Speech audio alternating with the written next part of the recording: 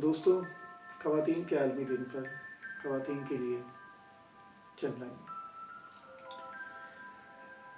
वो चांदनी रातों का सुकून हो, वो सुबह की पहली किरण हो, वो ज़िंदगी के हर मोड़ पर एक नई उम्मीद, एक नया हुस्न हो, वो माँ की ममता का दरिया हो, वो बहन की चाहत का साया हो, वो बेटी की मुस्कान हो, वो बीवी का साथ एक वफा हो, वो इल्म की जुस्तजू हो, वो हिम्मत की दास्तान हो, वो जद्दोजहद की पहचान हो, वो खुद मुख्तारी का ऐलान हो।